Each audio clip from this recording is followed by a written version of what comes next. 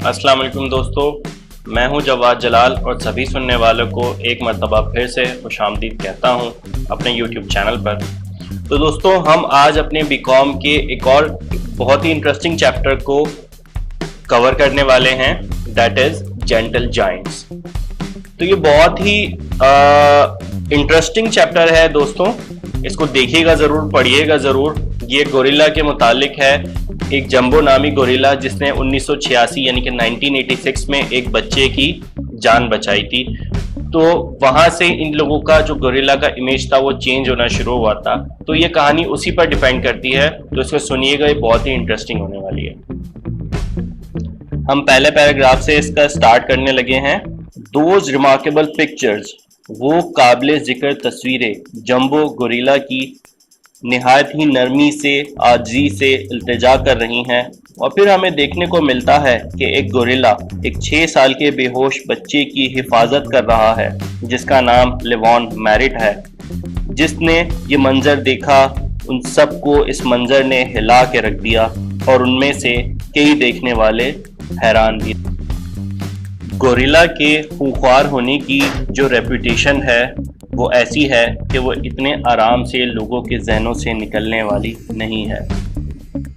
लेकिन उसका मोहब्बत भरा रवैया क्या वाकई बहुत गैर मामूली था, या फिर अगर गोरिल्ला बाज़ औक़ात इंसानों के साथ हैवानों जैसा सलूक करते हैं जैसा कि बहुत सी मशहूर दास्तानों में मिलता है, तो क्या ये वाकई में उनकी गलती है या फिर हमारी।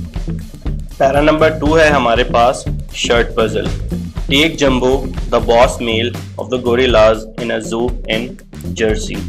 जर्सी के एक चिड़ियाघर के अंदर गोरिल्लाज का जो सरदार है वो एक नर है और उसका नाम जंबो है।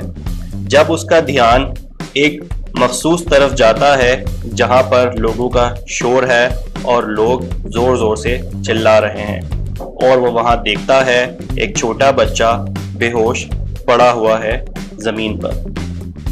मेरा ख्याल है और मुझे यकीन है कि उसे यकीनन वो फ़ौरन से लगा होगा अपनी ही औलाद की तरह, क्योंकि उसका साइज़ और बनावट तकरीबन एक ही तरह की थी। उसने पाया कि बच्चे की कमर पर कोई एक चीज़ है जो कि एक शर्ट थी।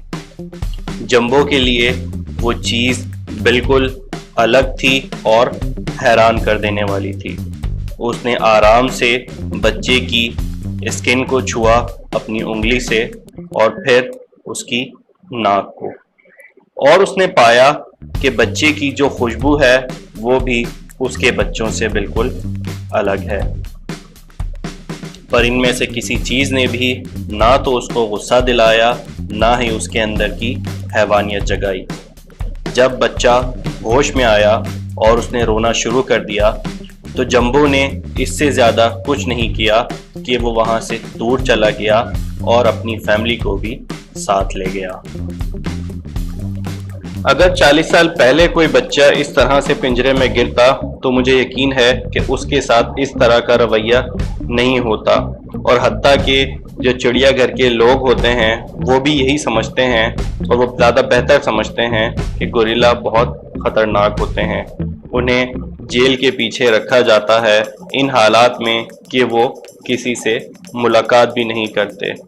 दर हकीकत उन्हें ज़हनी तौर पर मफलूज कर दिया जाता है, जो कि तकरीबन हर दफ़ा ही बहुत ज़्यादा ख़तरनाक होते हैं, और अक्सर ये देखा गया है कि वो अपने रखवाली करने वालों पर भी हमला कर देते हैं। तो आप मुझे बताइए कि उन्हें किस तरह से इल्ज़ाम दिया जा सकता है।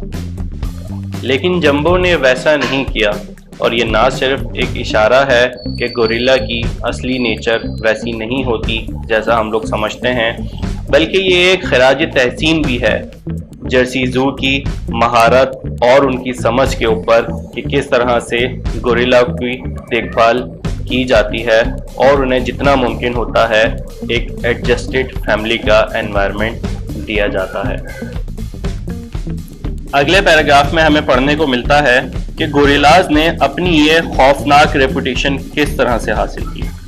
तो दरअसल ये सब शुरू हुआ पिछले सेंचुरी की وسط میں یعنی کہ مڈ میں جب ایک امریکن ایکسپلورر نے ایک بک شائع کی کہ کس طرح سے افریقن جنگلات میں گوریلاز کا شکار کیا جائے، اور جس پہ ایک ڈرائنگ شامل تھی جس میں ایک بہت بڑا زخمی گوریلا ایک شکاری کی باڈی کے اوپر کھڑا ہوا ہے اور ایک نہایت ہی خوفناک انداز میں دھاڑ رہا ہے، اور اپنے ہاتھوں سے اس نے اس شکاری کی رائفل مروڑ دی ہے، اور اس تصویر نے لوگوں کے دلوں میں گھر کر لیا۔ اور 1930 میں ہالی ووڈ کی آنے والی فلم ایک نیا بھیانک خواب ثابت ہوئی جس کا نام کنگ کانگ تھا، جس میں ایک بہت ہی بڑا گوریلے کو پکڑا جاتا ہے اور پھر اس کے بعد وہ پورے نیو یارک شہر کو دہشت زدہ کر دیتا ہے۔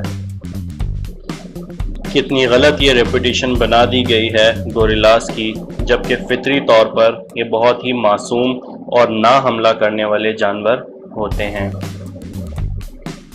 وہ تقریباً پوری طرح سے سبزی خور ہوتے ہیں یعنی کہ ویجیٹیرین ہوتے ہیں، اور گزارتے ہیں اپنا پورا دن پتے کھاتے ہوئے اور افریقہ کے گھنے جنگلات کی شاخیں کھاتے ہوئے۔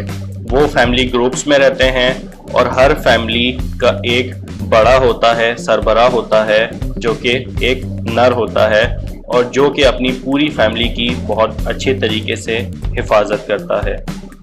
دراصل وہ ہوتے ہیں بہت ہی زیادہ طاقتور اور درختوں کی شاخوں کو 2 حصوں میں توڑنے کی صلاحیت رکھتے ہیں، لیکن انہیں ایسا کرنا پڑتا ہے کھانے کے لیے اور اپنا پیٹ بھرنے کے لیے۔ لیکن شاذ و نادر ہی ایسا دیکھا گیا ہے کہ انہوں نے اپنی طاقت کسی اور جانور پر استعمال کی ہو۔ اگلا پیراگراف ہے ممکنہ خطرہ۔ جب ہم افریقہ کے جنگلات میں گوریلاز شوٹ کر رہے تھے تب ہم نے دیکھا کہ وہ کتنے پیار سے اور محبت سے ایک دوسرے سے برتاؤ کرتے ہیں۔ چھوٹے والے آپس میں کھیلتے ہیں اور جھگڑتے ہیں ایک دوسرے کے ساتھ۔ مائیں بیٹھی اپنی چھوٹے بچوں کی نگرانی کر رہی ہوتی ہیں کہ وہ ممکنہ کسی خطرے میں نہ پڑ جائیں۔ جو گھر کے سربراہ یعنی کہ نر ہوتے ہیں وہ اپنے چھوٹے بچوں کو اپنے اوپر جھولنے دیتے ہیں، اپنے کان کھینچنے دیتے ہیں، بالکل ایک انسانی دادا کی طرح یا گرینڈ فادر کی طرح جو اپنے پوتوں کو محبت میں بگاڑ رہے ہوتے ہیں۔ اگر ہم ان کی طرف جارحانہ انداز میں جاتے یا انہیں ڈرا دیتے یا چونکا دیتے تو یہ ممکن تھا کہ وہ ہم پر حملہ کرتے، یا اس سے زیادہ ممکن تھا کہ وہ شاید جنگلات میں دور چلے جاتے ہیں۔ چاہے کچھ بھی ہو، ہم ان کے لیے اجنبی تھے اور ایک ممکنہ خطرے کا ذریعہ۔ اس چیپٹر کا فائنل پیرا ہے شیگیر ریلیٹیو یعنی کہ لمبے اور گھنے بالوں والے رشتہ دار۔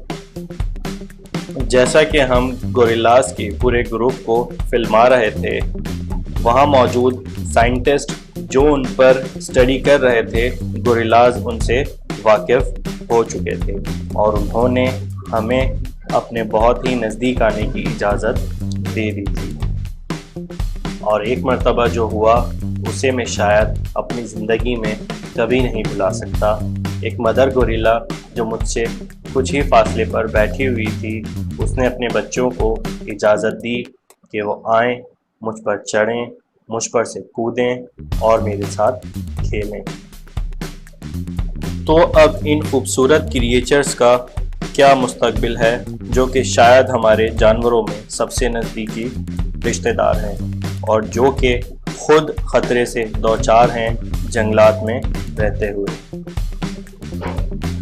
چند ہزار سے زیادہ ایسے گوریلا نہیں ہیں جمبو کی طرح جو اب تک زندہ ہیں، اور اس کے کچھ لمبے اور گھنے بالوں والے رشتہ دار جو کہ اس سے تھوڑے سے بڑے ہیں پہاڑی گوریلا، وہ تو چند 100 رہ گئے ہیں۔ ہم نے جنگلات کو تباہ کر دیا ہے جن کے اوپر ان کا گزر بسر ہوتا ہے۔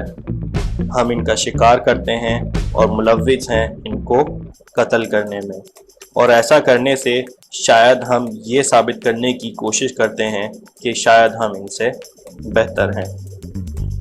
افسوس اور شرم کی بات یہ ہے کہ یہ گوریلا نہیں ہے جو ہم سے زیادہ خونخوار اور خطرناک ہیں، یہ ہم ہیں۔